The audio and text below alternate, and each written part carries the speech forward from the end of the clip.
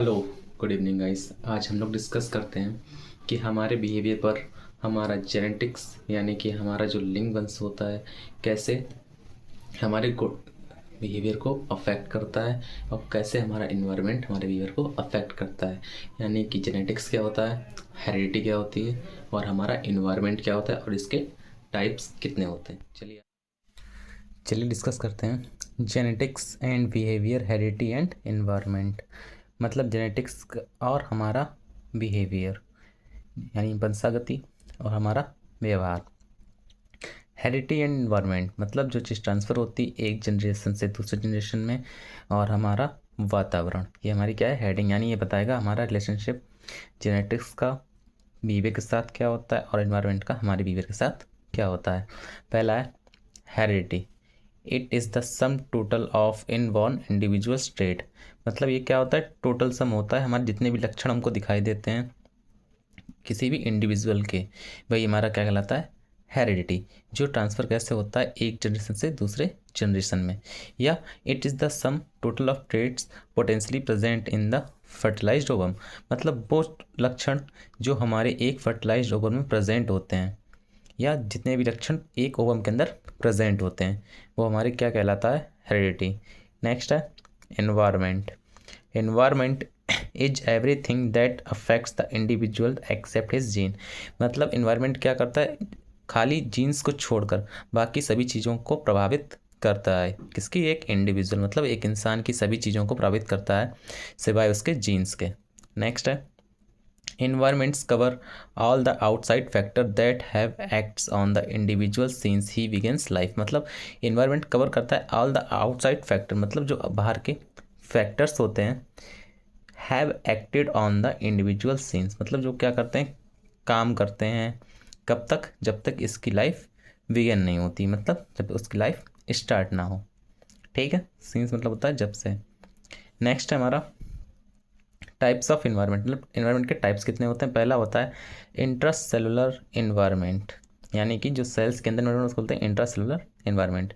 It relates to embryonic development, मतलब जब बच्चा माँ के घर में होता है तो उसका नाम होता है एम्ब्रियो, उसे बोलते हैं एम्ब्रोनिक डेवलपमेंट। मतलब यूट्रस में जब उसका डेवलपमेंट होता है उसको बोलते हैं embryonic development. The cytoplasm is in the intracellular environment, मतलब जो साइटोप्लाज्म होता है वही उसी के अंदर क्या होता है, हमारा इंट्रासेलुलर इन्वायरमेंट होता है। Because the gene surrounded by it are influenced by and turns influence its characters। मतलब जो जीन्स होते हैं सराउंडिंग वो क्या करते हैं, इन्फ्लुएंस करते हैं या टर्न करते हैं किसके, करेक्टरिस्टिक्स। मतलब जीन्स क्या करते हैं, हमारे जो बोले लक्षण दिखाई देते हैं उनको शो या कंट्रोल करते हैं। Next endocrine glands and hormone also produce intracellular influence. मतलब जो एंडोक्राइन ग्लैंड्स होती हैं, जो ग्लैंड्स और हार्मोन्स होते हैं प्रोड्यूस क्या करते हैं, इंट्रासेलुलर इन्फ्लुएंस। मतलब वो क्या करते हैं, हमारी सेल्स के अंदर ऐसे एंजाइम बनाते हैं जो हमारे डिजीज को प्रभावित करते हैं। नेक्स्ट है इंट्रा यूटराइन इन्वायरमेंट, जैसे कि फिजिकल इन्वायरमेंट। इसमें आते हैं non living things like water, air, housing, soil, climate, heat, light, radiation, noise, etc. मतलब वो चीज़ें जिनमें जान नहीं होती है, जैसे पानी हो गया, हाउस हो गया, मिट्टी हो गई, मौसम हो गया, गर्मी हो गई, रोशनी हो गई, रेडिएशन जो आते हैं बोले तो हानिकारक, लाइट एंड नॉइस मतलब शोर, वो हमारे कैसे होते हैं, फिजिकल इन्वायरमेंट जो हमारे बिहेवियर को अफेक्ट करते हैं।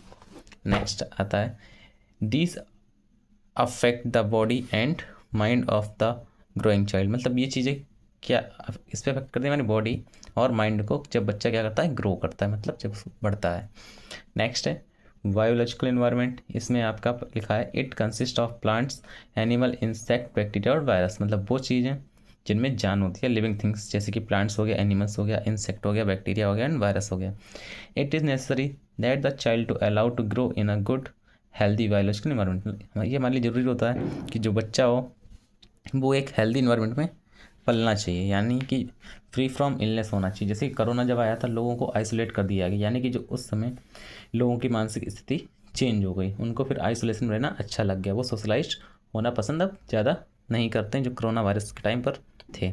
नेक्स्ट हमारा साइको सोशल इन्वायरमेंट। मतलब it includes culture, values, custom, habits, belief, attitude, moral, religious, education, occupation, social and political organization, etc. मतलब जहाँ पर हम लोग एक जगह इकट्ठे होती हैं, वो चीज़ें जो इंसानों को एक जगह इकट्ठा करती हैं, जैसे कि उनकी वैल्यूज़, कल्चरल वैल्यूज़ होती हैं, कस्टम्स होते हैं, हैबिट्स, मतलब जो रिचुअल्स करते हैं साथ में करते हैं, आदतें जो सेम होती हैं कि हमें खाना खाने से पहले कैसे हाथ धोने चाहिए, या फिर हम लोगों का रिचुअल क्या होता है, खाना खाने से पहले, खाना खाने के बाद वो बिलीव्स होते हैं, एटीट्यूड होता है, मोरल्स मतलब जिनके नियम बोले थे तरीके से जो काम हमारे मोरल्स बोलते हैं, जजमेंट कि हमें एक सही है या हमारे लिए गलत है, religious, education, occupation, social and political organization, मतलब ऐसी चीज़ें जहाँ पर हम लोग इकट्ठे होते हैं, उसी को हम लोग बोलते हैं साइको सोशल इन्वायरमेंट। नेक्स्ट है parents, member of the family, classmate, neighbour, teachers, mass media और communication and recreation are also include in the environment. वो चीज़ें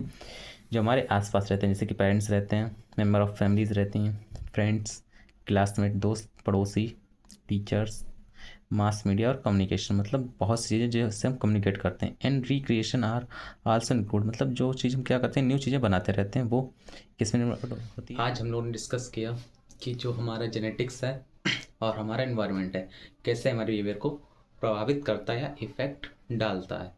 अगर मेरी क्लास समझ में आती हो तो मेरे चैनल को लाइक कीजिए, सब्सक्राइब कीजिए। Thank you class.